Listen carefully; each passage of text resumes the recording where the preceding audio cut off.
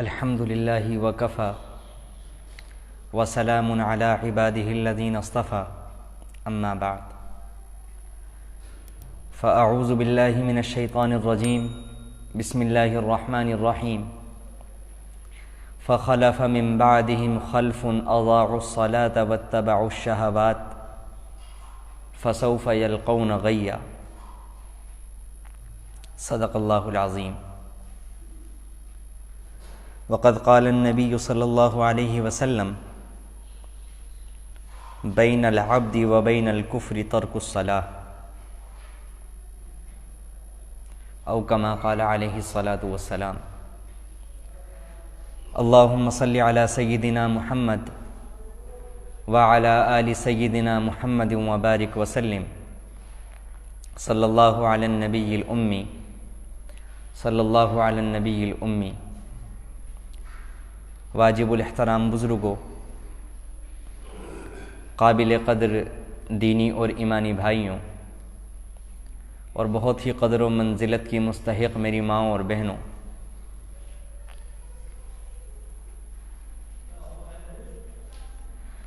قرآن کریم دنیا میں سب سے زیادہ پڑھی جانے والی کتاب ہے، بلکہ قرآن کے معنی ہی یہ ہیں کہ ایسی کتاب جس کو بہت زیادہ پڑھا جائے، جس کو بار بار پڑھا جائے، اور اللہ کے فضل و کرم سے دنیا میں سب سے زیادہ پڑھی جانے والی کتاب قرآن کریم ہی ہے، اور اس کو سمجھا بھی جاتا ہے، اور الحمدللہ سمجھنے والے بھی ایک بڑی تعداد میں موجود ہیں۔ لیکن قرآن کریم کے تعلق سے ہماری ایک کمی اور ایک کوتاہی یہ رہتی ہے کہ قرآن کریم میں جب کسی قوم کا تذکرہ آتا ہے، جب کچھ لوگوں کا تذکرہ آتا ہے، تو ہم لوگ اس کو یہ سمجھ لیتے ہیں کہ یہ تو فلاں قوم کی بات ہے یا یہ فلاں لوگوں کا تذکرہ ہے، اور یہ سمجھ کر اس کو چھوڑ دیتے۔ یہ ہماری بہت بڑی کوتاہی ہے، کیونکہ قرآن کریم کا ایک بہت بڑا حصہ ایسا ہے کہ جس میں اللہ رب العزت نے پچھلی قوموں کے تذکرے فرمائے ہیں، یہود کے تذکرے فرمائے ہیں، نصارہ کے تذکرے فرمائے ہیں، اور دیگر اقوام کے تذکرے فرمائے ہیں۔ کہیں پر اللہ رب العزت نے حضرت یوسف علیہ السلام کا واقعہ بیان فرمایا، کہیں پر اللہ تعالیٰ نے حضرت موسیٰ اور حضرت عیسیٰ علیہ السلام کا واقعہ نقل فرمایا۔ اگر ہم ہر واقعے کو اور کسی بھی قوم کی حالت کو صرف یہ سوچ کر چھوڑتے جائیں کہ یہ تو فلاں قوم کی بات ہے یا یہ فلاں نبی کا واقعہ ہے، تو پھر قرآن کریم کا ایک بہت بڑا حصہ تو ایسا بن جاتا ہے کہ جو صرف ایک پڑھی جانے والی چیز رہ گیا، صرف ایک واقعات کی کتاب بن کر کے رہ جاتا ہے۔ اور سچی بات یہ ہے کہ ہر مسلمان اگر ذرا بھی غور و فکر کرے تو اس کے ذہن میں یہ بات اچھی طرح آ جاتی ہے کہ قرآن کریم کوئی واقعات نقل کرنے کی کتاب نہیں ہے، قرآن کریم کوئی تاریخ کی کتاب نہیں ہے۔ یہی تو وجہ ہے کہ اللہ رب العزت نے حضرت موسیٰ علیہ السلام کا پورا واقعہ ایک جگہ بیان نہیں فرمایا، کچھ حصہ یہاں پر ہے، کچھ حصہ ایک پارے کے بعد ہے، پھر اس کے بعد ہے، پھر اس کے بعد ہے، اسی طرح حضرت عیسیٰ علیہ السلام کا واقعہ، حضرت یوسف علیہ السلام کے علاوہ بقیہ جتنے بھی انبیاء کا تذکرہ ہے وہ پورا قرآن کریم کے اندر پھیلا ہوا ہے کہ کچھ حصہ یہاں پر ہے، کچھ حصہ یہاں پر ہے۔ اگر قرآن کریم کا مقصد صرف اور صرف واقعہ بیان کرنا ہے تو پھر واقعہ تو جب اچھا لگتا اور بہت اچھا انداز محسوس ہوتا اگر قرآن کریم کا واقعہ ہی بیان کرنا مقصود ہوتا، جب پورا واقعہ ایک جگہ موجود ہوتا۔ یہ اس بات کی دلیل ہے کہ اللہ رب العزت واقعہ تو بیان کرتے ہیں، لیکن اس واقعے سے مقصود لوگوں کو نصیحت کرنا ہوتا ہے، اور نصیحت کون حاصل کرے گا؟ جو لوگ قرآن کریم کو پڑھیں گے، یعنی یہ والی امت۔ بہرحال بات یہ عرض کرنا چاہتا تھا کہ جب بھی ہم قرآن کریم کی کوئی آیت پڑھیں یا قرآن کریم میں کچھ لوگوں کا تذکرہ ہمارے سامنے آئے تو اس وقت ہمیں قطعاً یہ نہیں سوچنا چاہیے کہ فلاں قوم کا تذکرہ ہے یا یہ ان لوگوں کا تذکرہ ہے۔ اس وقت ہمیں اپنے آپ کو ان لوگوں میں تلاش کرنا چاہیے کہ کہیں ہم ان لوگوں میں شامل تو نہیں ہیں۔ اگر اللہ تعالیٰ نے ان لوگوں کا تذکرہ کرنے کے بعد ان کی مذمت بیان فرمائی ہے، ان کا ٹھکانہ جہنم قرار دیا ہے، تو تو ہمیں غور کرنا چاہیے کہیں ہم ان لوگوں میں تو شامل نہیں ہیں۔ اس کے علاوہ اللہ کا اور کیا مقصد ہے؟ صرف یہی مقصود ہے کہ اگر ہم ان لوگوں جیسے ہیں تو جیسے ان کا مقصود اور ان کا جو ٹھکانہ بنا وہ جہنم بنا، اسی طرح سے اگر ہم ان کے نقش قدم پر چلیں گے تو ہمارا ٹھکانہ بھی جہنم بنے گا۔ اور اگر اللہ تعالیٰ نے ان کی تعریف بیان فرمائی ہے اور ان کا ٹھکانہ جنت قرار دیا تو پھر اس سے یہ پتہ چلے گا کہ اگر ہمارا عمل ان لوگوں جیسا ہے تو پھر ہمارا انجام بھی جنت ہے۔ سچی بات یہ ہے، ایک ہندوستان کے ایک بہت بڑے عالم دین مفکر اسلام حضرت مولانا سید ابو الحسن علی ندوی صاحب رحمۃ اللہ علیہ نے ایک جگہ لکھا ہے کہ قرآن کریم ایک شیشے کی مانند ہے،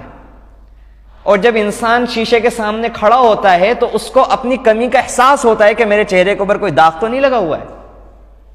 ایک سمجھدار انسان اگر شیشے کے سامنے کھڑا ہوتا ہے تو وہ اس وجہ سے کھڑا ہوتا ہے کہ اگر میرے جسم میں کوئی کمی ہوگی، اگر میرے ظاہر پر کوئی داغ ہوگا، کوئی کمی ہوگی تو میں اس کمی کو پورا کر لوں گا۔ اور ایک بچہ ہوتا ہے، چھوٹا بچہ، جب وہ شیشے کے سامنے کھڑا ہوتا ہے تو شیشے کے سامنے کھڑا ہونے کے بعد اپنی ہی تصویر سے کھیلنے لگتا ہے، اور کبھی کبھی اپنی تصویر پر ہاتھ بھی مار دیتا ہے، کیونکہ وہ سمجھتا ہی نہیں ہے کہ یہ میری تصویر ہے۔ وہ یہ سوچتا ہے کہ شاید یہ کوئی اور بچہ ہے جس کے ساتھ میں کھیل رہا ہوں یا جس کو میں نے مار دیا۔ بالکل کچھ ایسی ہی کنڈیشن اور کچھ صورتحال ہماری اور آپ کی بالکل ایسی بنتی جا رہی ہے کہ جب ہم قرآن کریم پڑھتے ہیں تو قرآن کریم میں کسی قوم کی مذمت سننے کے بعد یہ سوچتے ہیں کہ کتنی گندی قوم تھی، انہوں نے نبیوں کی اس طرح سے مخالفت کی، نبیوں کو اس طرح سے پریشان کیا، نبیوں کا اس طرح سے دل دکھایا، اللہ تعالیٰ کے احکام کو اس طرح سے پامال کیا، اللہ کی کتاب کے ساتھ اس طرح سے کھلواڑ کیا۔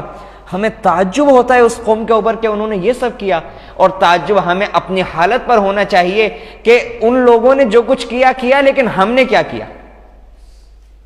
ہم لوگ طرح نہیں سمجھتے قرآن کریم کی آیات کو، اگر شیشے کی طرح سمجھتے تو اس آئینے میں اپنی کمی کا جائزہ لیتے کہ اس قوم نے یہ کیا تھا، ان کا انجام یہ ہوا، آج ہم بھی یہ کر رہے ہیں تو ہمارا انجام کیا ہوگا۔ تو شروع میں ہی آپ سے درخواست ہے، اور سارے بیانات کے لیے، ہر جگہ کی دینی مجلس کے لیے درخواست ہے کہ جب بھی قرآن کریم کی کسی آیت کا تذکرہ ہو، احادیث کا تذکرہ ہو، تو اس میں ہم اپنی شکل ڈھونڈنے کی کوشش کریں کہ قرآن و حدیث کی روشنی میں ہمارا عمل کہاں ہے، ہمارے قدم کس طرف جا رہے ہیں، ہمارا سفر کس طرف ہو رہا ہے، ہماری زندگی کا رخ کس طرف جا رہا ہے۔ ان ساری باتوں کے اوپر اگر ہم غور کریں گے تو پھر ہماری زندگی میں ایک تبدیلی آئے گی، اور قرآن کریم کا جو مقصد ہے، قرآن کریم کا اور اللہ کے نبی علیہ الصلوۃ والسلام کے جو پیغامات کا مقصد ہے وہ ہمیں حاصل ہوگا۔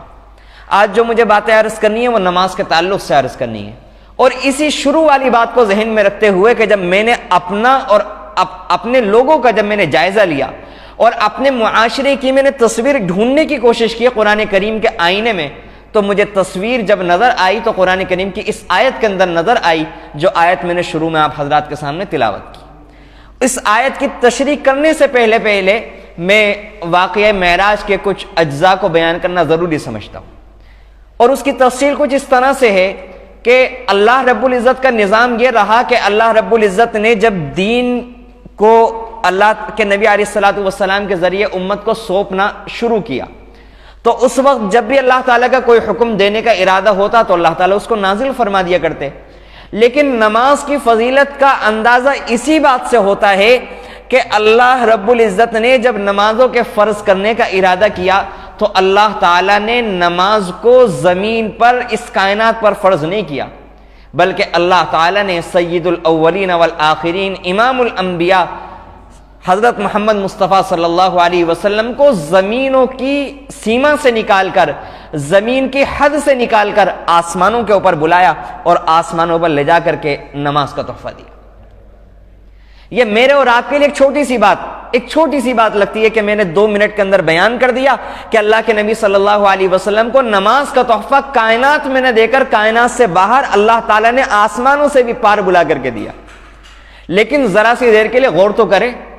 کہ اللہ تعالیٰ نے کیا کیا، اللہ تعالیٰ نے یہ جو کام کیا یہ ہے کیا چیز۔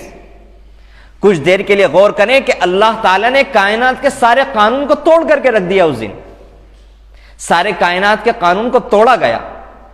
اس دنیا کا، اس کائنات کا قانون یہ ہے کہ زندگی کی حالت میں کوئی شخص اس دنیا کو چھوڑ کر نہیں جا سکتا، اگر جائے گا اس دنیا سے پار تو مرنے کے بعد جائے گا، زندگی میں نہیں جاتا۔ لیکن اس کے باوجود اللہ تعالیٰ یہاں پر کائنات کا اور قدرت کا یہ قانون توڑ رہے ہیں اللہ کے نبی علیہ الصلوۃ والسلام کے لیے، اور ان ساری بندشوں کو توڑ کر اتنا عظیم الشان معجزاتی طریقے پر اللہ کے نبی صلی اللہ علیہ وسلم کو بلایا جاتا ہے۔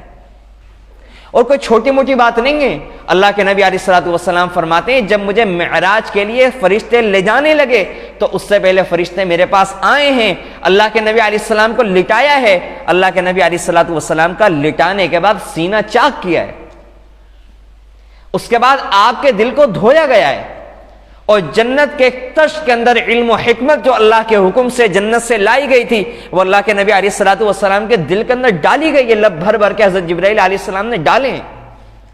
یہ سارے واقعات کوئی چھوٹی موٹی بات تو نہیں ہے کہ اللہ کے نبی علیہ السلام کا سینہ چاک کیا گیا، آپ کے دل کو، قلب اطہر کو مزید دھویا گیا، علم و حکمت اس کے اندر بھری گئی، براق لایا جاتا ہے اور مکۃ المکرمہ سے لے کر مسجد اقصیٰ تک لے جایا جاتا ہے، وہاں سارے کے سارے انبیاء کرام کو جن کو دنیا سے تشریف لے جائے ہوئے ہزاروں سال گزر چکے، حضرت آدم علیہ الصلوۃ والسلام تشریف لے جائے ہوئے ہزاروں سال گزر چکے، حضرت نوح علیہ السلام کو بھی ہزاروں سال گزر چکے، حضرت ابراہیم علیہ السلام، حضرت اسماعیل علیہ السلام، تمام کے تمام انبیاء، حضرت عیسیٰ علیہ الصلوۃ والسلام سے لے کر حضرت آدم علیہ الصلوۃ والسلام تک سارے کے سارے انبیاء کو اکٹھا کیا جا رہا ہے کہاں پر؟ بیت المقدس میں۔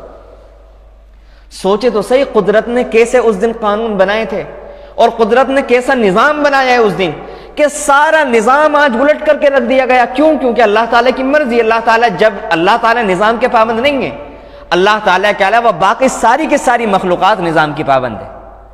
آج کچھ تو آسمانوں میں ہلچل ہے، آج زمین میں کچھ تو نیا ہونے والا ہے، آج کچھ نہ کچھ تو تبدیلی آنے والی ہے کہ اتنے بڑے بڑے واقعات رونما ہو رہے ہیں کہ محمد الرسول اللہ صلی اللہ علیہ وسلم کا سینہ چاک کیا جا رہا ہے، ادھر سارے انبیاء کی روحوں کو اکٹھا کیا جا رہا ہے۔ اور اگر اس کی تفصیلات میں چلے جائیں تو سارا کا سارا وقت چلا جائے گا، مجھے تو مختصر واقعہ بیان کرنا ہے کہ اللہ کے نبی علیہ الصلوۃ والسلام امامت فرماتے ہیں اور سارے کے سارے انبیاء آپ کی اقتداء میں نماز پڑھتے ہیں، پھر براق لایا جاتا ہے، اللہ کے نبی علیہ الصلوۃ والسلام کو آسمانوں کے اوپر لے جایا جاتا ہے، اور پہلے آسمان پر، پھر دوسرے آسمان پر، پھر تیسرے آسمان پر، پھر اس کے بعد اللہ تعالیٰ کو جہاں تک منظور ہوا اللہ تعالیٰ قرب کے جو مقامات دکھانا چاہتے تھے اور دینا چاہتے تھے، اللہ تعالیٰ جو بھی عجائب و غرائب دکھانا چاہتے تھے اپنے بندے محمد الرسول اللہ صلی اللہ علیہ وسلم کو، اللہ تعالیٰ نے وہ دکھائے۔ لیکن آپ نے اور میں نے دیکھا ہوگا کہ دنیا میں جب کوئی انسان باہر جاتا ہے تو گھر والے انتظار میں رہتے ہیں کہ گھر کا کوئی شخص باہر گیا ہوا ہے تو وہ کچھ نہ کچھ لے کر کے آئے گا، اور اللہ کے نبی علیہ الصلوۃ والسلام اتنے بڑے جگہ اور اتنی عظیم الشان جگہ آسمانوں سے پار اور اتنے بلند و بالا اللہ رب العزت سے ملاقات کرنے کے لیے گئے، بادشاہوں کے بادشاہ سے ملاقات کرنے کے لیے گئے، اور اپنی لاڈلی امت کے لیے، اپنی روحانی اولاد کے لیے کوئی تحفہ نہ لے کر آتے؟ ایسا کیسے ہو سکتا تھا؟ چنانچہ اللہ رب العزت نے اللہ کے نبی صلی اللہ علیہ وسلم کو تحفہ دیا، اور وہ تحفہ کیا تھا؟ وہ تحفہ نماز تھی۔ اللہ کرے کاش ہمارے دل کے اندر یہ بات اتر جائے کہ نماز تحفہ تھی، تحفہ تھی، تحفہ تھی۔ ایک بار پھر عرض کروں، نماز تحفہ تھی، بوجھ نہیں تھا، تحفہ تھی۔ یہ تو وہ تحفہ ہے جو اللہ رب العزت نے اپنے لاڈلے پیغمبر محبوب دو جہاں سرور دو عالم صلی اللہ علیہ وسلم کو تحفے کے طور پر پیش کیا۔ اور مزید میں آپ لوگوں کو بتاؤں کہ اللہ تعالیٰ نے جب نمازیں فرض کی تھی تو 50 نمازیں فرض کی گئی تھی۔ جب اللہ کے نبی صلی اللہ علیہ وسلم واپس آئے ہیں اور حضرت موسیٰ علیہ السلام سے راستے میں ملاقات ہوئی ہے، حضرت موسیٰ علیہ السلام نے سوال کیا کیا ملا؟ اللہ کے نبی صلی اللہ علیہ وسلم نے فرمایا 50 نمازیں تحفے کے اندر ملی۔ بار بار اس جملے کو ہم اپنی دل کے گہرائیوں میں اتاریں کہ تحفے میں نماز ملی، 50 نمازیں ملی۔ حضرت موسیٰ علیہ السلام نے فرمایا آپ کی امت اس کی طاقت نہیں رکھتی، نہیں ادا کر پائے گی، آپ اللہ رب العزت کے حضور جائیں اور تخفیف کی درخواست لگائیں۔ اللہ کے نبی صلی اللہ علیہ وسلم تشریف لے جاتے ہیں، تخفیف کی درخواست کرتے ہیں، اللہ تعالیٰ 5 نمازیں کم کر دیتے ہیں، 45 باقی رہ جاتی ہیں۔ پھر دوبارہ آتے ہیں، پھر حضرت موسیٰ علیہ السلام اصرار کرتے ہیں، پھر دوبارہ تشریف لے جاتے ہیں۔ غرض اس طرح اللہ کے نبی صلی اللہ علیہ وسلم جاتے ہیں، اللہ تعالیٰ ہر بار 5 نمازیں کم کرتے ہیں، پھر واپس آتے ہیں تو حضرت موسیٰ علیہ السلام پھر اصرار کے ساتھ واپس کرتے ہیں کہ مجھے اپنی امت کا تجربہ ہے، آپ کی امت نہیں کر پائے گی۔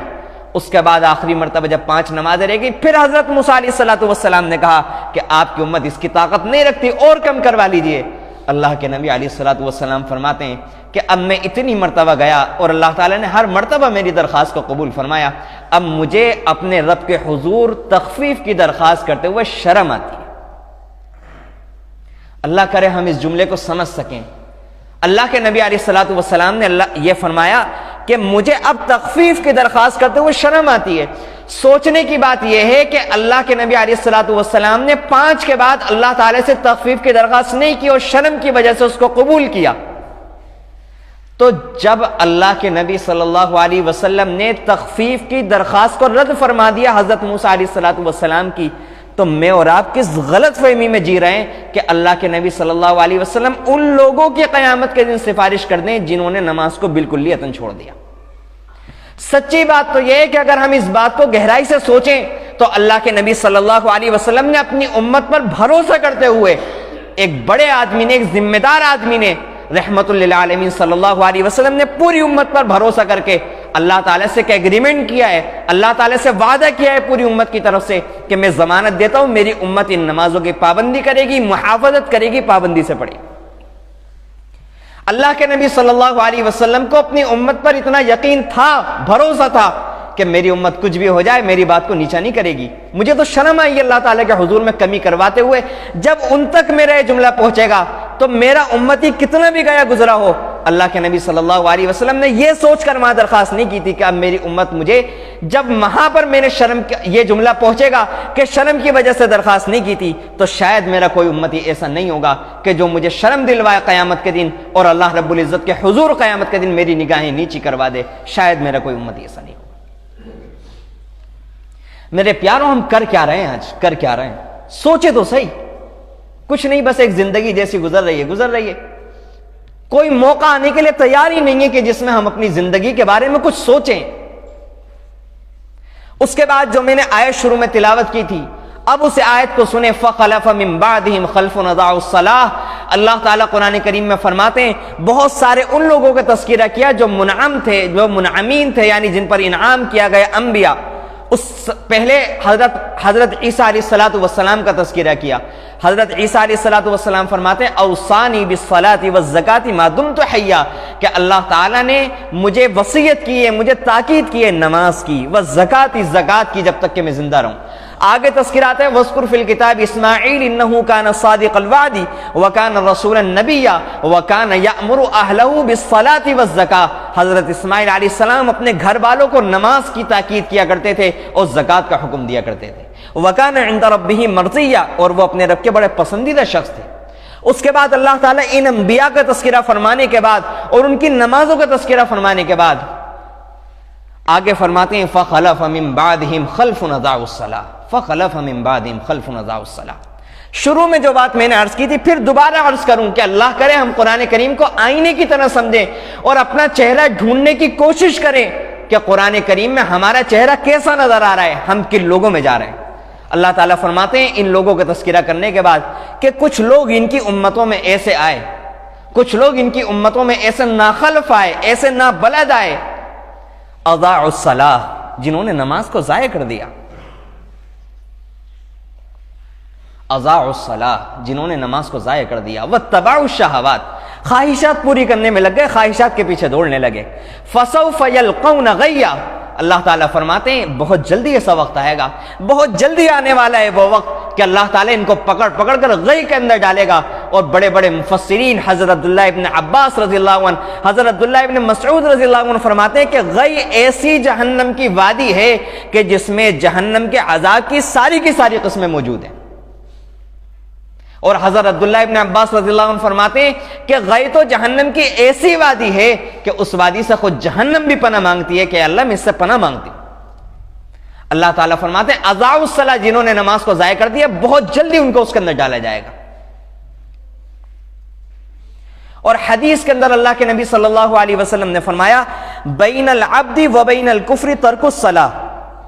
کہ نماز وہ عبادت ہے جو مسلمان بندے اور کفر کے درمیان دیوار کی طرح ہے۔ ذرا سوچے تو صحیح میں اور آپ کہ ایک دیوار کا کام یہ ہوتا ہے کہ دیوار کے اس پار جو چیزیں ہیں وہ اس پار نہ جا پائیں،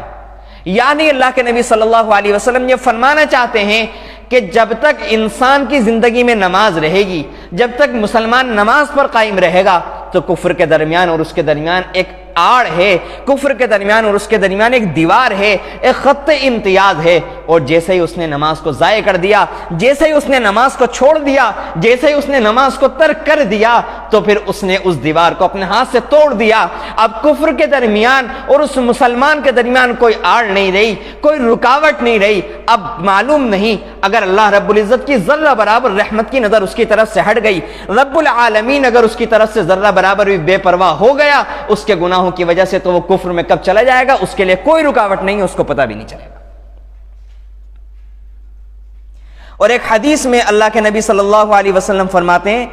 ہم میں اور ان منافقوں میں جو عہد ہے وہ نماز ہے، جس نے نماز چھوڑی وہ کافر ہو گیا۔ اللہ کے نبی صلی اللہ علیہ وسلم اپنے صحابہ کو فرماتے ہیں کہ یہ جو منافقین ہمیں بار بار پریشان کرتے رہتے ہیں، اور ان میں سے بہت سارے منافقین کا ہمیں معلوم بھی ہے کہ یہ منافق ہے، اس کے باوجود جو ہم انہیں کچھ نہیں کہتے، انہیں قتل نہیں کرتے، ان سے قتال نہیں کرتے، ان کو سزا نہیں دیتے، اس کی وجہ صرف یہ ہے کہ یہ نماز پڑھنے آتے ہیں۔ اگر انہوں نے نماز چھوڑ دی تو نماز جو اسلام کے درمیان اور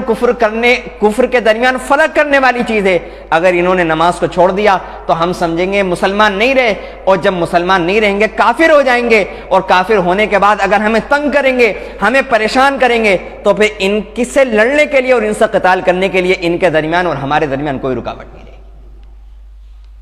سوچے تو صحیح، اللہ کے نبی علیہ الصلوۃ والسلام کیا فرما رہے ہیں کہ جس نے نماز کو چھوڑا وہ کافر ہو گیا۔ یہ کوئی میں آپ کو کسی مفتی کا فتویٰ نہیں پڑھ کے سنا رہا ہوں، یہ کوئی میں آپ کو کسی کا بیان پڑھ کر نہیں سنا رہا ہوں، یہ اللہ کے نبی صلی اللہ علیہ وسلم کی حدیث بتا رہا ہوں۔ جو ایمان، جنہوں نے ہمیں ایمان سونپا، جنہوں نے ہمیں دین پہنچایا، جنہوں نے ہمیں نمازوں کا طریقہ بتایا، جن کے اوپر سارے دین کا مدار ہے، یہ ان کا فتویٰ آپ کو پڑھ کر کے سنا رہا ہوں، جن کے بارے میں قرآن کریم کہتا ہے وَمَا يَنطِقُ عَنِ الْهَوَىٰ إِنْ هُوَ إِلَّا وَحْيٌ يُوحَىٰ۔ یہ اپنی خواہشات سے نہیں بولتے، یہ اپنی مرضی سے نہیں بولا کرتے، إِنْ هُوَ إِلَّا وَحْيٌ يُوحَىٰ، یہ تو وہی بولتے ہیں جو ہم بلواتے ہیں، ان کا بولنا وحی ہے، یہ اپنی طرف سے نہیں بولتے۔ یعنی یہ اللہ تعالیٰ کا فتویٰ ہے، اللہ کے نبی صلی اللہ علیہ وسلم نے اس کو بیان کیا کہ جس نے نماز چھوڑی وہ کافر ہو گیا۔ اس کے بعد حدیث میں آتا ہے کہ ایک دن اللہ کے نبی صلی اللہ علیہ وسلم نے نماز کا تذکرہ فرمایا، اس کے بعد نماز کے بارے میں فرمایا من حافظ علیہا کانت لہ نورا و برہانا و نجاتا یوم القیامہ، کہ جو شخص نماز کی محافظت کرے گا، محافظت سے مراد ہے پابندی سے نماز پڑھے گا، تو یہ نماز قیامت کے دن اس کے لیے نور ہوگی۔ قیامت کے دن جہاں بہت سارے ادوار آئیں گے، ایک دور یہ بھی آئے گا کہ نہایت گھٹا دھوپ اندھیرا ہوگا، ہاتھ کو ہاتھ نہیں نظر آئے گا، اور انسان اندھیرے کی وجہ سے ایک قدم نہیں بڑھا سکے گا۔ اس وقت اگر نور چاہیے انسان کو، اس وقت اگر روشنی چاہیے انسان کو، تو چاہیے کہ نماز پڑھے۔ جو نماز نہیں پڑھتا تو قیامت کے دن اس کے لیے نور نہیں ہوگا، اور جو نمازی ہوگا تو قیامت کے دن اللہ تعالیٰ اس کو نور دیں گے۔ وہ برہانن، اور جب حساب و کتاب کا وقت ہوگا تو حساب و کتاب کے وقت اس کے ایمان کی جو دلیل ہوگی وہ صرف اور صرف نماز بنے گی، اگر نماز نہیں ہوگی تو اس کے لیے ایمان کی دلیل ثابت نہیں ہوگی۔ وہ نجات یوم القیامہ، اور قیامت کے دن دوزخ سے اگر نجات ملے گی تو نماز کے دم پر ملے گی، نماز کی بدولت ملے گی، اگر نماز نہیں ہوگی تو نجات نہیں مل سکے گی۔ وَمَن لَّمْ يُحَافِظْ عَلَيْهَا لَمْ تَكُن لَّهُ نُورًا وَلَا بُرْهَانًا وَلَا نَجَاةً وَكَانَ يَوْمَ الْقِيَامَةِ، جو شخص نماز پابندی سے نہیں پڑھتا، اللہ کے نبی صلی اللہ علیہ وسلم فرماتے ہیں قیامت کے دن وہ قارون کے ساتھ ہوگا، فرعون کے ساتھ ہوگا، حامان کے ساتھ ہوگا، اور ابی ابن خلف کے ساتھ ہوگا۔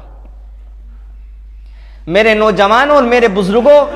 بار بار اس بات کو کہہ رہا ہوں کہ یہ اللہ کے نبی صلی اللہ علیہ وسلم کے فرمان سنائے جا رہے ہیں، یہ کسی کا فتویٰ پڑھ کر نہیں سنایا جا رہا ہے کہ جس کے اندر انسان یہ سوچے ان کی اپنی رائے ہے، یہ کسی کی رائے نہیں ہے، یہ فیصلے ہیں جو اللہ تعالی نے اپنی نبی کے ذریعے سے کر دیے، جس پر دستخط ہو چکے کہ جو نماز کو پابندی سے نہیں پڑھے گا وہ قارون کے ساتھ ہوگا۔ قارون کے انجام سے ہر کوئی واقف ہے، اللہ تعالی نے زندہ اس کو اس کے مال و دولت کے ساتھ دھسایا تھا زمین کے اندر۔ علماء نے عجیب و غریب بات لکھی کہ اس میں مصلحتیں ہیں، جو شخص مال و دولت کے لالچ میں نماز نہیں پڑھتا وہ قارون کے ساتھ ہوگا، کیونکہ اس نے مال و دولت کے چکر میں دین کو چھوڑا تھا۔ اسی طرح سے جو اپنی سیادت کے چکر میں، اپنی حکومت کے چکر میں، اپنی باغ دوڑ کے چکر میں نماز نہیں پڑھتا، اس کے بارے میں اللہ کے نبی صلی اللہ علیہ وسلم نے فرمایا وہ فرعون کے ساتھ ہوگا۔ اور فرعون ہر کسی کو معلوم ہے کہ فرعون کوئی گنہگار آدمی تو نہیں تھا، بلکہ فرعون نے تو انا ربکم الاعلی کا دعویٰ کیا تھا کہ میں تو خدا ہوں اور خدا بھی بہت بڑا ہوں۔ سوچنے کی بات ہے کہ جو بندہ نماز نہیں پڑھتا پابندی کے ساتھ، اللہ تعالیٰ فرماتے ہیں قارون کے ساتھ ہوگا، فرعون کے ساتھ ہوگا، اور فرعون کو کوئی چھوٹا موٹا عذاب تو نہیں ملنے والا، اس نے خدائی کا دعویٰ کیا تھا۔ بے نمازی کو فرعون کے ساتھ ڈالا جائے گا، اور حامان یہ وزیر تھا فرعون کا، یہ بھی بدترین لعنتی اور بدترین کافر گزرا ہے، اور ابی بن خلف یہ بھی بہت بڑا اللہ کے نبی صلی اللہ علیہ وسلم کا دشمن تھا۔ لیکن یہاں ایک بات اور عرض کرنا چاہتا ہوں کہ ایک موقع کے اوپر اس ابی بن خلف نے اللہ کے نبی صلی اللہ علیہ وسلم سے کہا تھا کہ میں نے ایک گھوڑا پالا ہے تاکہ کل جس وقت بھی تم سے مقابلہ ہوگا تو اس گھوڑے کے اوپر چڑھ کر کے مجھے موقع ملے گا تمہیں قتل کر دوں گا۔ اللہ کے نبی صلی اللہ علیہ وسلم نے جواب دیا کہ تو مجھے کیا قتل کرے گا، میں ہی تجھے قتل کر دوں گا۔ اس کے بعد ایک جنگ میں جب یہ اللہ کے نبی صلی اللہ علیہ وسلم کے سامنے آتا ہے، اللہ کے نبی کو تلاش کرتا پھرتا ہے، اور اللہ کے نبی صلی اللہ علیہ وسلم کو ڈھونڈتے ڈھونڈتے پہنچ جاتا ہے۔ صحابہ اس کو دیکھ لیتے ہیں اور آگے بڑھ کر اس کو وار کرنے کی کوشش کرتے ہیں، لیکن اللہ کے نبی صلی اللہ علیہ وسلم فرماتے ہیں آنے دو اس کو، آنے دو۔ جب وہ قریب آتا ہے، اللہ کے نبی صلی اللہ علیہ وسلم ایک صحابی کا نیزہ لے کر اس کے مارتے ہیں، گردن پر ہلکی سی خراش آتی ہے، اور وہ چیختا پھرتا ہے، اور چیختے چیختے واپس بھاگ جاتا ہے پیٹ پھیر کر۔ اور عرب میں یہ جتنے بھی سردار تھے اور عام لوگ بھی کبھی پیٹ پھیلا کر جنگ سے نہیں بھاگا کرتے تھے، چاہے اپنی جان کا نذرانہ پیش کر دیا کرتے تھے۔ اس کے باوجود یہ بھاگا، اس کو بڑے بڑے سرداروں نے عار دلائی، شرم دلائی، اتنے بڑے سردار ہو کر اتنی سی خراش کی وجہ سے بیل کی طرح سے چیخ رہے ہو۔ روایت میں آتا ہے بیل کی طرح زور زور سے چیخ رہا تھا۔ یہ کہنے لگا کہ محمد رسول اللہ صلی اللہ علیہ وسلم کی خراش ہے، انہوں نے پہلے ہی کہا تھا کہ میں تجھے قتل کروں گا، اور ان کی بات 100% صادق آئے گی۔ انہوں نے جس دن کہا تھا مجھے اسی دن یقین ہو گیا تھا کہ میں ان کے ہاتھوں ضرور مارا جاؤں گا۔ یہ زخم تمہیں دیکھنے میں معمولی سا لگ رہا ہے، لیکن یہ محمد الرسول اللہ صلی اللہ علیہ وسلم کا دیا ہوا زخم ہے۔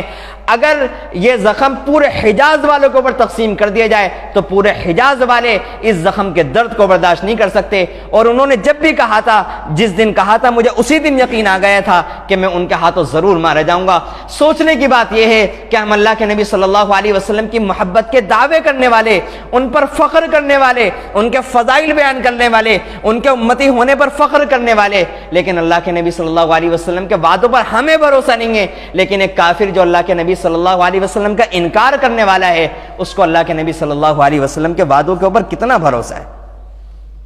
اور ایک حدیث میں آتا ہے کہ اللہ کے نبی صلی اللہ علیہ وسلم نے فرمایا کہ جس شخص نے نماز کو جان بوجھ کر کے چھوڑ دیا تو وہ اللہ تعالیٰ کی ذمہ داری سے باہر آ گیا۔ فقط بریئت منہ الذمہ، اب اللہ تعالیٰ کو اس کی کوئی پرواہ نہیں، وہ کہیں بھی جا کر کے ہلاک ہو جائے۔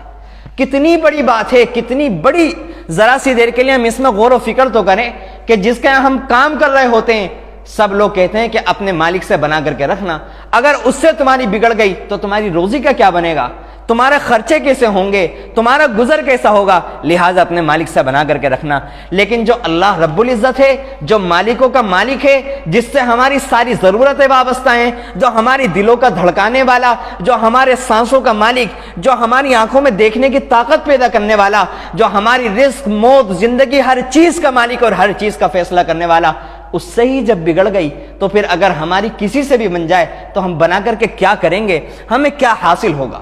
جب اللہ رب العزت کی طرف سے برات ہو جائے اور اللہ تعالیٰ کہتے ہیں اب تمہارا کچھ بھی ہو مجھے کوئی فکر نہیں۔ اور آخر میں آپ کے سامنے یہ عجیب و غریب بات عرض کروں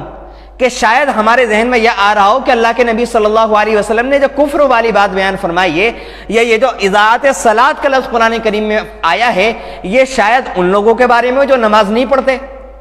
آپ کو شاید سن کر کے تعجب ہوگا کہ یہ ساری روایتیں اور قرآن کریم کی جیسی ساری آیتیں، اس کے بارے میں بڑے بڑے اکابر صحابہ، حضرت عبداللہ ابن مسعود رضی اللہ عنہ، حضرت عمر رضی اللہ عنہ، یہ سارے کے سارے حضرات فرماتے ہیں کہ یہ والی ساری کی ساری آیتیں ان لوگوں کے بارے میں ہیں، یہ ساری کی ساری احادیث کی وعید ان لوگوں کے بارے میں ہیں جو نماز میں سستی اور غفلت برتتے ہیں، جو نماز میں سستی اور غفلت برتتے ہیں، جو نماز میں سستی اور غفلت برتتے ہیں ان لوگوں کے بارے میں ہے۔ اور جو لوگ نماز ہی نہیں پڑھتے، حضرت عبداللہ ابن مسعود رضی اللہ عنہ، حضرت عمر رضی اللہ عنہ، اس کے علاوہ اکابرین صحابہ،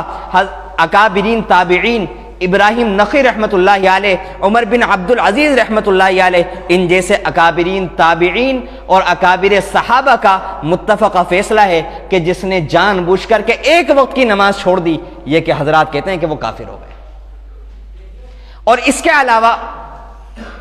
ائمہ اربعہ جو ہیں ان میں سے امام احمد رحمۃ اللہ علیہ کا بھی یہی مسلک ہے کہ اگر کسی شخص نے ایک وقت کی نماز جان بوجھ کر چھوڑ دی، وہ فرماتے ہیں کہ وہ کافر ہے۔ اس کے علاوہ امام شافعی اور امام مالک رحمۃ اللہ علیہ فرماتے ہیں کہ وہ کافر تو نہیں ہوگا، لیکن اگر اسلامی گورنمنٹ ہے، اسلامی سلطنت ہے، تو ایسا شخص واجب القتل ہے اگر ایک وقت کی جان بوجھ کر کے نماز چھوڑ دے۔ اور امام ابو حنیفہ رحمۃ اللہ علیہ فرماتے ہیں ان کے نزدیک یہ کافر تو نہیں ہوگا، لیکن وہ فرماتے ہیں کہ اگر اسلامی حکومت ہے تو اس کو جیل کے اندر ڈالا جائے گا اور اس کو مارا جائے گا، اس کی پٹائی کی جائے گی حتیٰ کہ وہ توبہ کر کے نماز پڑھنی شروع کر دے، یا پھر وہ اسی حالت میں سزا بھگتتے بھگتتے مر جائے۔ اور یہ حضرات فرماتے ہیں جو کافر نہیں مانتے کہ ان احادیث میں اور ان آیتوں میں جو مراد ہے وہ اس بات کی شدت کو بیان کرنا ہے کہ وہ انسان کفر کے بالکل قریب ہو جاتا ہے، یعنی ایک سرحد تو یہ ہے ایمان کی سرحد اور ایک سرحد یہ کفر کی سرحد، تو ایمان کے اس والے کونے سے لے کر کے یہ اس والے کونے تک پہنچ جاتا ہے،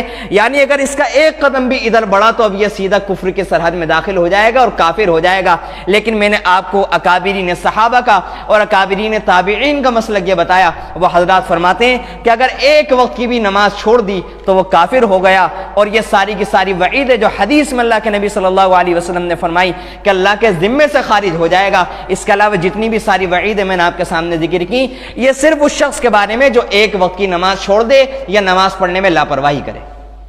اور صحابہ کرام نے اس پر عمل کر کے دکھایا۔ حضرت عبداللہ ابن عباس رضی اللہ عنہ کا واقعہ ہے، ایک مرتبہ حضرت عبداللہ ابن عباس رضی اللہ عنہ کی آخر عمر کے اندر آنکھ میں پانی اتر آیا۔ طبیب حضرات ان کے پاس آئے اور آ کر کے کہنے لگے کہ ہم آپ کی آنکھ کا علاج کرنا چاہتے ہیں، لیکن اس علاج میں آپ کو یہ کرنا پڑے گا کہ جب ہم علاج کریں گے تو 5 دنوں کی نمازیں جب آپ اس میں سجدہ کریں گے تو سجدے کی جگہ پر آپ کوئی اونچی چیز رکھ لیں اور آپ اس پر سجدہ کر لیں۔ 5 دنوں تک آپ کا یہ عذر رہے گا اور 5 دنوں کے بعد آپ حسب معمول نماز پڑھ سکتے ہیں۔ حضرت عبداللہ ابن عباس رضی اللہ عنہ نے کیا جواب دیا، ہم ذرا سی دیر کے لیے سوچے تو صحیح۔ حضرت عبداللہ ابن عباس رضی اللہ عنہ فرمانے لگے کہ اللہ کی قسم کھا کر کے میں یہ بات کہتا ہوں کہ مجھے ایک رکعت بھی اس حالت میں پڑھنی منظور نہیں جس حالت میں تم 5 دن کی نمازیں پڑھنے کے لیے کہہ رہے ہو، کیونکہ میں نے اللہ کے نبی صلی اللہ علیہ وسلم سے سنا تھا کہ اگر کوئی مسلمان کوئی شخص ایک وقت کی بھی نماز جان پوچھ کر کے چھوڑ دے تو وہ اللہ تعالیٰ سے اس حال میں ملے گا کہ اللہ تعالیٰ اس سے راضی نہیں ہوں گے بلکہ اللہ تعالیٰ اس سے ناراض ہوں گے، اور میں یہ گوارہ نہیں کر سکتا۔ چنانچہ روایت میں آتا ہے کہ حضرت عبداللہ ابن عباس رضی اللہ عنہ کی آخر عمر میں آنکھیں خراب ہو گئیں لیکن انہوں نے آنکھیں کا علاج نہیں کروایا۔ یہ ہم لوگوں کے لیے لمحہ فکریہ ہے، ہم لوگوں کے لیے شرم کی بات ہے، ہم لوگوں کے لیے کچھ سوچنے والی بات ہے کہ اللہ کے نبی صلی اللہ علیہ وسلم نے کس طرح سے بھروسہ کر کے اپنی امت کے اوپر ہمارے لیے 5 نمازیں قبول کی تھیں، ہم نے اللہ کے نبی صلی اللہ علیہ وسلم کی کیسی بات کو نیچے کروایا۔ اور میں یہی سمجھتا ہوں ایک مسلمان سے یہی امید کی جا سکتی ہے کہ اب تک جو ہم سے نمازوں میں کوتاہی ہوئی وہ صرف اور صرف اس وجہ سے ہوئی کہ ہمارے علم میں صحیح طور سے یہ روایت شاید نہیں تھی۔ ہم یہ امید نہیں کر سکتے کہ ایک مسلمان کے علم میں یہ ساری کی ساری روایت موجود بھی ہوں، پھر اس کے باوجود ایک مسلمان نماز چھوڑ دے، اللہ کے نبی صلی اللہ علیہ وسلم اس کو کافروں جیسا قرار دے دیں، اس کے باوجود مسلمان نماز چھوڑ کر کافروں جیسا بننے کے لیے تیار ہو جائے۔ میں سمجھتا ہوں کہ ابھی ہم میں سے کسی کا بھی ایمان اتنا کمزور نہیں ہوا، تھوڑا سا اپنی غیرت کو بلند کرنے کی ضرورت ہے، تھوڑا سا اپنے حوصلے کو بلند کرنے کی ضرورت ہے۔ آخر میں ایک بات عرض کرنا چاہتا ہوں کہ ہم لوگ پچھلے ہفتے جو میں نے موضوع بیان کیا تھا بل تؤثرون الحیات الدنیا، دنیا کو ترجیح دیتے ہیں اور آخرت کو مرجو کرتے ہیں، آخرت کے اوپر ہر معاملے میں دنیا کو ترجیح دیتے ہیں۔ میں آپ سے سوال کرنا چاہتا ہوں اور اللہ کرے کہ یہ سوال ہمارے ذہن میں اتر جائے، ہمارے دل و دماغ میں اتر جائیں، اور آپ سے درخواست کرنا چاہتا ہوں کہ گھر جا کر بھی سوچیں اس بات کو، ذرا سی دیر کے لیے غور و فکر کریں اس بات میں کہ ہم ہر چیز میں ہمارا مطالبہ یہ ہوتا ہے کہ ہمیں 100% چاہیے۔ مثال کے طور پر اگر ہمارے سامنے کھانا لایا جائے اور وہ صرف 30% پکا ہوا ہو تو کیا ہم 30% پکا ہوا کھانا پسند کریں گے؟ کیا ہم 30% سلے ہوئے کپڑے پہننا پسند کریں گے؟ کیا ہم 30% بنی ہوئی گاڑی میں سفر کرنا پسند کریں گے؟ کیا ہم 30% بنے ہوئے ہوائی جہاز کے اندر بیٹھنے کی ہمت کریں گے؟ جب ہم کسی بھی چیز میں دنیاوی معاملے میں، کیا ہم ایسے ملازم کو اپنی فیکٹری کے اندر، اپنے کارخانے کے اندر جگہ دیں گے جو 30% کام کرتا ہو، 100% نہ کرتا ہو، 8 گھنٹے کی ڈیوٹی میں صرف 1 گھنٹے کام کرتا ہو یا 2 گھنٹے کام کرتا ہو؟ ظاہری سی بات ہے کہ ہم ہر چیز کے اندر 30% یا 20% یا 40% پر گزارا کرنے کے لیے تیار نہیں ہیں، بلکہ ہم ہر عمل کے اندر 100% کا مطالبہ کرتے ہیں۔ تو میں آپ سے سوال کرنا چاہتا ہوں، اور آپ سے پہلے اپنے آپ سے سوال کرنا چاہتا ہوں کہ ساری چیزوں میں سے وہ 100% کا مطالبہ صرف دین ہی ایسا رہ گیا کہ جس میں فیصد کا یا کسی چیز کا کوئی مسئلہ نہیں ہے؟ دین کا اگر ہم تناسب کریں، میں نے اس کا اندازہ کرنے کی کوشش کی کہ اللہ تعالیٰ نے یہ جو انسان کے اوپر نماز رکھی ہے، اس نماز کا اگر ہم اپنی زندگی میں حساب لگائیں تو اس نماز میں ہمیں کتنا وقت لگتا ہے، اس کا ہماری زندگی میں کتنا فیصدی حصہ ہوتا ہے۔ میں نے اس کا حساب لگانے کی کوشش کی تو اس طرح سے ہمارے سامنے آیا کہ عام طور سے اگر کوئی بندہ صرف جمعے کی نماز پڑھے،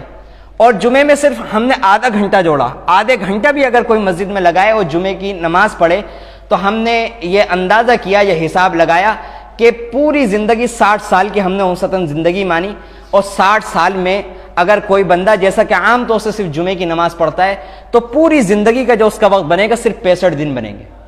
صرف 65 دن۔ کیا اتنا ہماری عقل مانتی ہے کہ اللہ کے لیے صرف اتنا کافی ہے جو ہم کر رہے ہیں؟ پوری زندگی میں 60 سال زندگی میں اللہ کو کتنے دیے؟ صرف 65 دن۔ اور کاروبار کو کتنے دیے؟ گھر میں اور باقی چیزوں میں کتنا لگایا؟ یہ مجھ سے زیادہ آپ جانتے ہیں اور یہ ہر کسی کو معلوم ہے، مجھے اس پر کوئی بحث نہیں کرنی۔ اس کے بعد 2 لفظوں میں یہ بات کہہ کر کے میں اپنی بات کو ختم کرتا ہوں کہ پھر ہم نے باقی نمازوں کا اندازہ کیا، اور ہم نے پوری دن کی نمازوں کا سنت اور وضو سمیت ایک بہت اچھی طریقے سے جو نمازیں ادا کی جا سکتی ہیں، تو ہم نے یہ اندازہ کیا کہ پورے دن اگر ہم نماز پڑھتے ہیں تو پورے دن نماز پڑھنے میں تقریباً ہمیں 1.5 گھنٹہ لگتا ہے۔ اگر پورے دن کی 5 وقت کی ہم نمازیں پڑھیں تو 24 گھنٹے کے اندر ہمارا نماز پڑھنے میں 1.5 گھنٹہ خرچ ہوگا،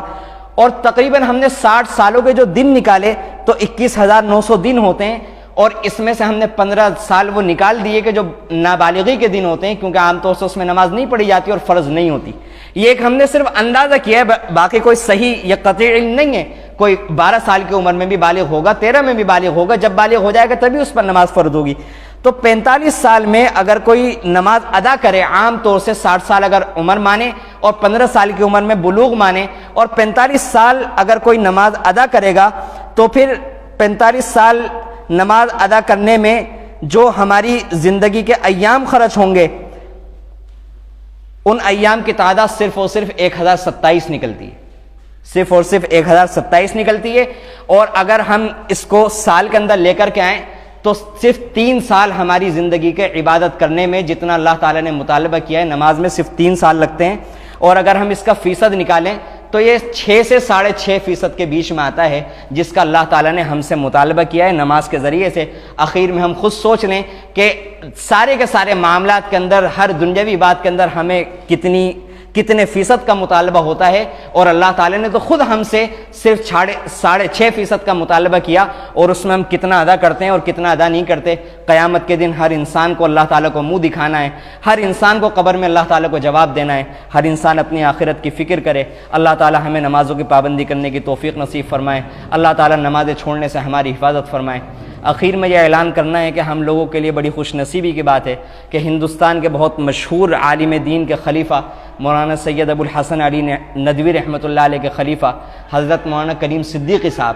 ان کے نام سے الحمدللہ سبھی لوگ واقف ہیں، اور ان کا کام یہ ہے کہ یہ اپنے جو ہم وطن بھائی ہیں جو غیر مذہب والے ہیں ان میں تبلیغ کا ان کا کام ہے۔ اور 2 ہفتے پہلے تقریباً بیان میں ایک جو بات آئی تھی کہ اللہ تعالیٰ نے اس امت کے اوپر ایک ذمہ داری رکھی ہے، وہ ذمہ داری کیا ہے؟ وہ ذمہ داری پوری امت کی طرف سے میں سمجھتا ہوں کہ ہندوستان کے اندر ان چند لوگوں میں سے حضرت ہیں